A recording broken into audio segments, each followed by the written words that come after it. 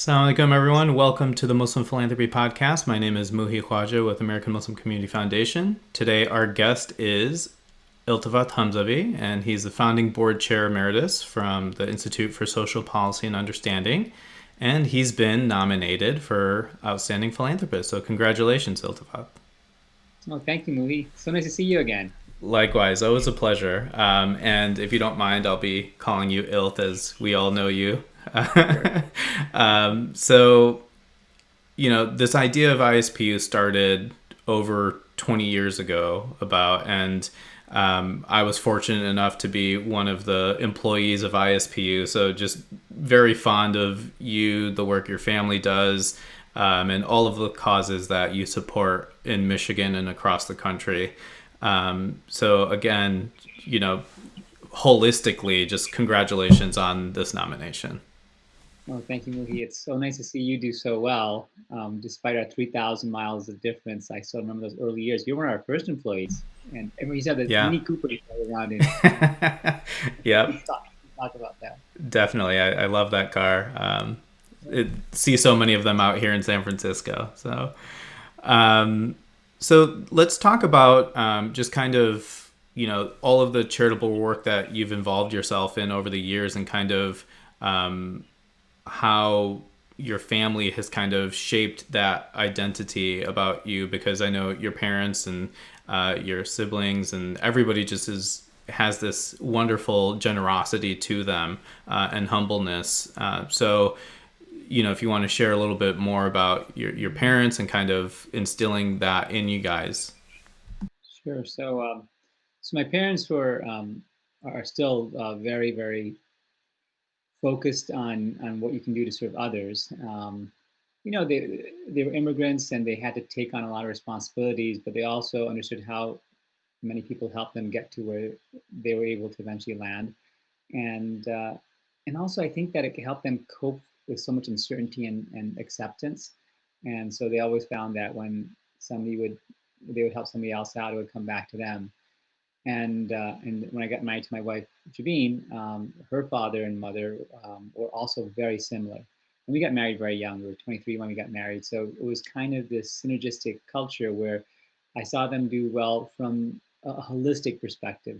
Yes, they had eventually enough resources after coming from some pretty significant challenges of poverty, um, but they also found that balance between money and purpose, and also they found that purpose in different communities. It wasn't always just the Muslim community or the South Asian community or the white community or the Michigan community. Sure. It was different communities.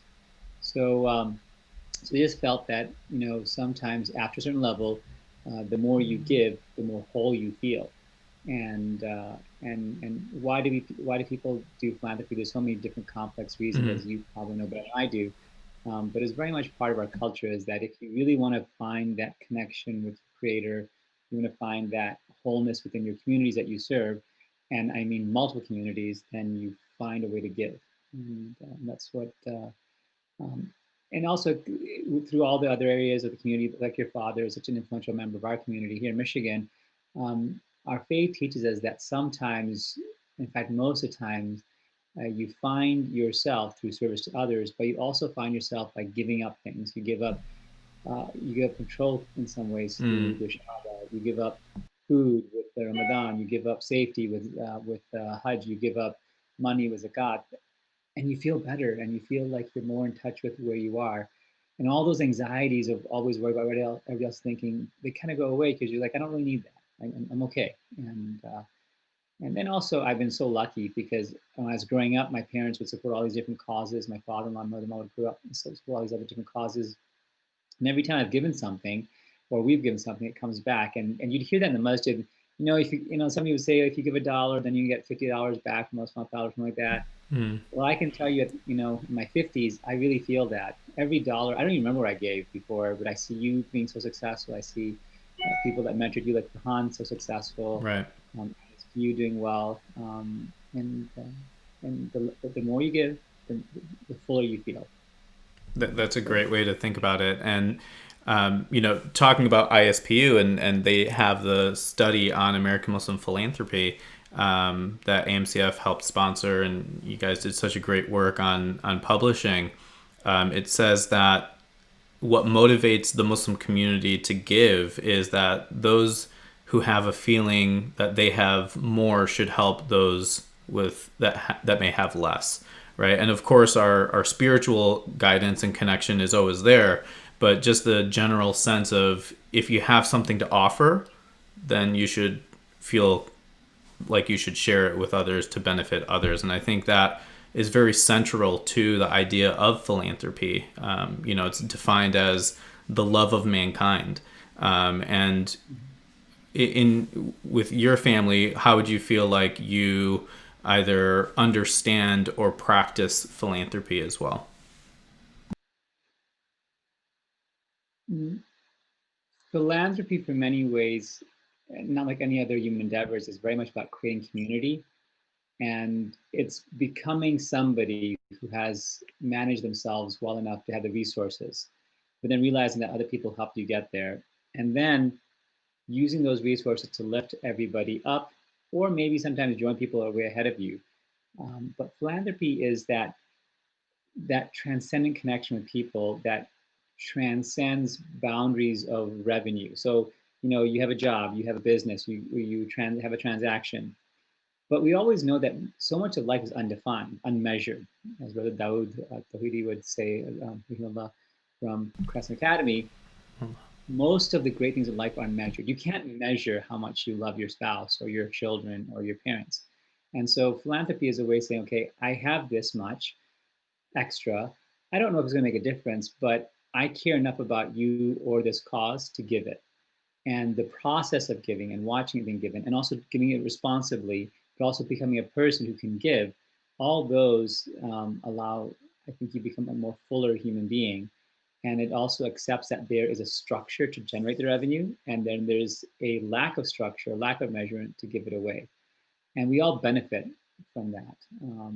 And look at this incredible country, the elections that we're going through right now. Somebody fought for this stuff. The fact that as a Muslim community we're thriving in the United States, somebody fought for us for the right to be here. Mm. And even the small towns that we work in our practices, as well as the urban and suburban centers of Michigan, people support it partly because there's a goodness that they feel. And again, you build up that character through philanthropy. So it's making yourself whole by having certain skills that allow you to generate the revenue. It makes yourself whole by giving the money away to causes that are being missed in the process, because it's measured, it's unmeasured.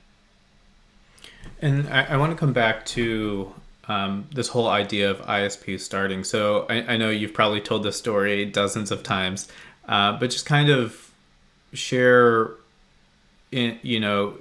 how you came to the decision that like a research think tank for the American Muslim community would be the solution to so many things.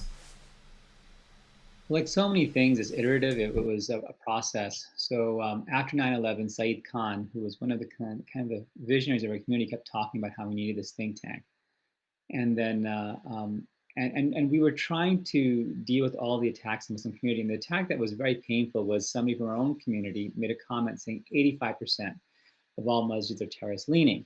Now, this is an active participant in our community, and he had challenges with the established leadership structure, but he made that comment, and it was picked up by Congressman King, I think from New York City or New York area, and they started amplifying that. And we already had per capita the largest number of FBI agents after 9/11, and they were all over the place.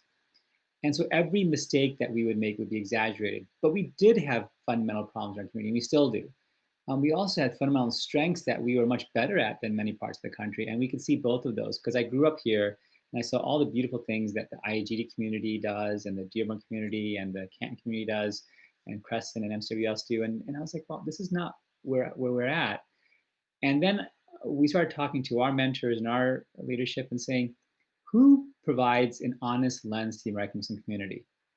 And coming from a science background and also doing my thesis in sociology, you measure things and you can have a more honest conversation. So we want to have an honest conversation. So the initial conception, the word that we'd always use for ISP in the early years was it's a mirror, and it's a mirror of the community. So you can throw stones at the mirror, you can disagree with the mirror. The mirror says you're a little overweight, you're balding a little bit, you don't get your beard straight, then Uh-oh.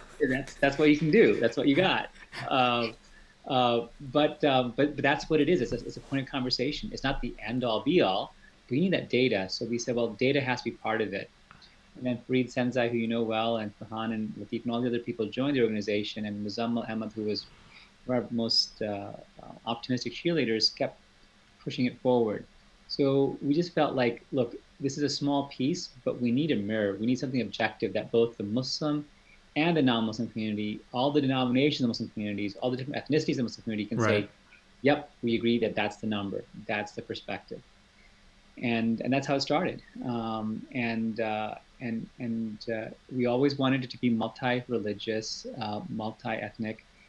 We wanted to make sure that we had a very good gender balance. And from the very beginning, we felt that the more perspectives look at the data, the higher the level of integrity and trust will be present in the data.